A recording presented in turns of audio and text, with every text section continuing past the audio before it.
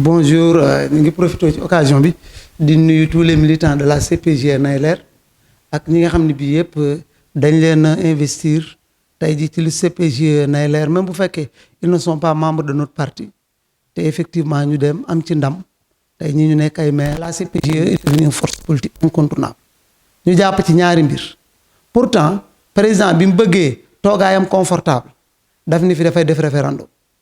et CPJ dafa jouer rôle bu mag a mag en la personne de Diop Sy qui a pris le soin sur lui de créer ce qu'on appelle les ambassadeurs du oui ambassadeurs du oui yooyu dañu ànd ak moom ñu sillonner tout le Sénégal avec nos moyens du parti nos moyens mais aussi avec l'appui quand même de l'honorable député maître Demba Diop di Diop Sy loolu benn action la pourtant ku taxawee noonu bokk ci benn xeex pare ne président bu fekkee ni référendum la bu amee yenn pourcentage yi nit ñi mën nañ ko xoole parce que devant une opposition féroce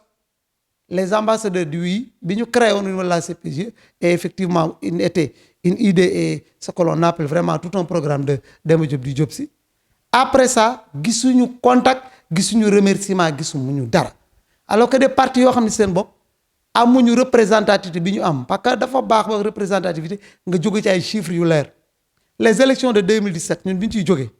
dañoo gis ni sur 47 listes ñun ñu sommes classés 7e te 7e boobu ñuy wax c'est un parti seul la convergence parti pour la électée dem àndul ak kenn en coalition am na ñoo xam ne coalition la ñoon plus forest la ñam ironie du sort bi mu fi jógee président ñoo jàpp promouvoir leen bonn boobu da xaw deuxièmement en 2019 bi ñu jubloo ci moom sa réélection nga xam ne une opposition féroce déterminée pour bëggoon koo créer jox ko ce que l'on appelle un mandat unique mu nekk une histoire boo xam ne bi ne au Sénégal kenn dutu ko fàtte te way wudul fay la CPJ a décrété ce que l'on appelle les garants du premier tour et quand je dis la CPJ c'est un parti c'est un tout mais aussi am na ko taawoon c'est Diop Sy qui a dit qu'à un certain moment comme il est de Benno rus na bokk fenn foofu daanu kon donc nañu créer les garants du premier tour def nag un meeting mémorable à Tivaouane amul coalition amul beneen force politique bu ñëw sinon lan la ñu gis CPGE taxaw keroog même le premier ministre là bu na laa jon était sur le terrain ñu ñëw ñu gis mobilisation exceptionnelle boobu CPGE ne leer def ko depuis lors ñu jóge ci rebattre les cartes ce qu'on voit mooy que la CPGE est traitée comme un parent pauvre mais nous disons que non la CPGE regorge de docteurs la CPGE regorge d'avocats la CPGE regorge d'hommes d'affaires en un mot ressources humaines maanaam li ñu soxla pour taxawal ponku réew fees na dell ci CPJ nay leer ñoo ñëpp taxaw en un seul homme seetu ñu ni dañ koy jël pour mu nekk partage gâteau mais seen expertise boobu bugguñu mu neen ni xam-xam tey jii ni ko gars yi doon nëbbee ba tey ñu di ko rëccu que CPJ talent yi ci ne ñu jël leen promouvoir ñu mën a sori et là li tax mu xaw a grave et extrêmement compliqué mooy que ni mënuñu leen ci ban critère la ñu basé wu pour mettre la CPJ de côté alors que des partis politiques yoo xam ne bi ne coalition lañ demoon tey am des directeurs généraux tey ñu am des ministres conseils tey ñu am lu ñuy wax des chargés de mission tax nag ñu ni basta gëm nañ ni li ñu génn ci élection yi ñu am 11 maires am 712 conseillers municipaux ñu jëlee ci li CPJ nay leer ku bëgg a defar Sénégal te defar Sénégal rek ñor la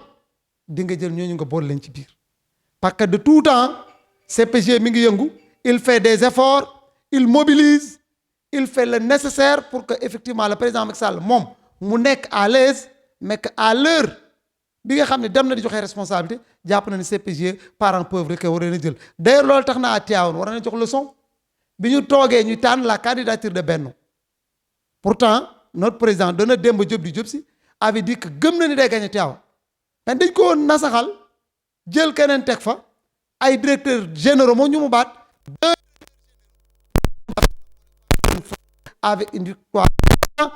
appel kon donc moo tax ñu ni yi ñu jëm nii recomposition bi ñu jëm suñu bëggee former un gouvernement wala leneen jël la CPJ teg leen feneen doxin bi ñu doon dox ci Benno moom en tant que secrétaire général effectivement nous allons nous réunir pour créer un autre pôle capable de changer les aspirations de ces Sénégalais parce que ñun du ñu nekkati kenn dóorukaayu kenn nga jël nguur jekku jël ñi la neex nga fal leen ay directeurs généraux des ambassades jox leen des responsabilités alors que boo jëloon quelques éléments de la CPGE ak li ñu représente ak li ñu doon lu bari na changé mais malheureusement bu dee ni ñu bëgg a jàppee politique au Sénégal da ngay